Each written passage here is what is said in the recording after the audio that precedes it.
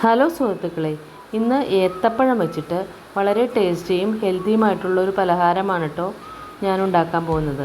അപ്പോൾ ഏത്തപ്പഴം പുഴുങ്ങിയൊക്കെ കൊടുത്താൽ കുട്ടികൾ കഴിക്കാൻ ബുദ്ധിമുട്ട് കാണിക്കാറുണ്ട്. അപ്പോൾ നമുക്കിന്ന് ഡിഫറെൻ്റ് ആയിട്ടുള്ളൊരു പലഹാരം പരീക്ഷിച്ച് നോക്കാം. അപ്പോൾ ഞാൻ ഗോതമ്പ് പൊടിയാണ് എടുത്തിട്ടുള്ളത്.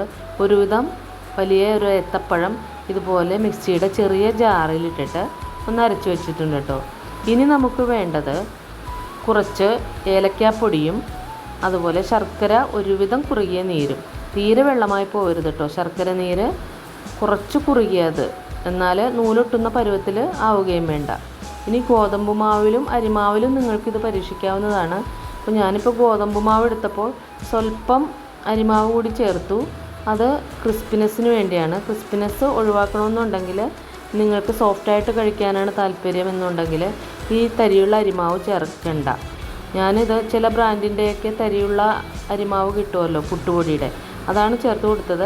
അത് ക്രിസ്പിനെസ്സിന് വേണ്ടിയാണെന്ന് ഞാൻ പറഞ്ഞല്ലോ. അത് വേണമെങ്കിൽ ഒഴിവാക്കാവുന്നതാണ്. ഇനി നമ്മൾ ഇതിലേക്ക് ശർക്കര നീരും നെയ്യും ഒക്കെ ചേർത്ത്, ഏലക്കാപ്പൊടി നേരത്തെ ചേർത്തിട്ടുണ്ട്. ഈ പഴമരച്ചതും ഗോതമ്പ് മാവിലേക്ക് ഇട്ടിട്ട് ഒന്ന് നല്ലപോലെയൊക്കെ ഒന്ന് കുഴച്ചെടുക്കുക കേട്ടോ. വേണമെങ്കിൽ അത് അല്പസമയം റെസ്റ്റ് ചെയ്യാനൊക്കെ വയ്ക്കുന്നത് നല്ലതായിരിക്കും.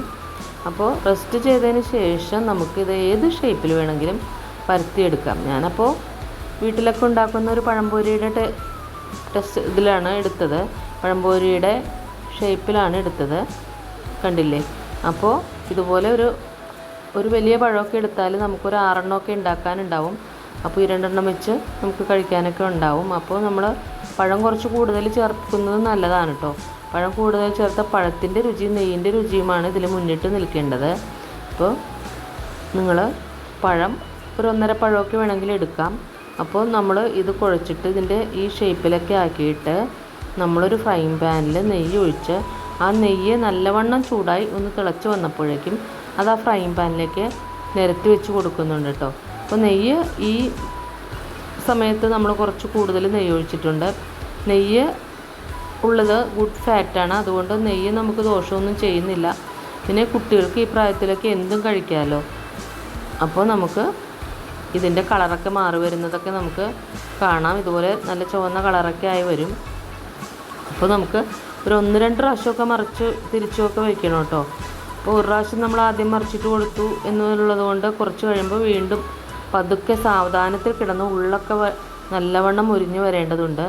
അതുകൊണ്ട് പതുക്കെ സിമ്മിലൊക്കെ ഇട്ട് അതൊക്കെ പതുക്കെ ഇതുപോലെ നമ്മുടെ സ്പാറ്റില വെച്ചിട്ടൊക്കെ ഒന്ന് ഞെക്കിയൊക്കെ കൊടുക്കുക.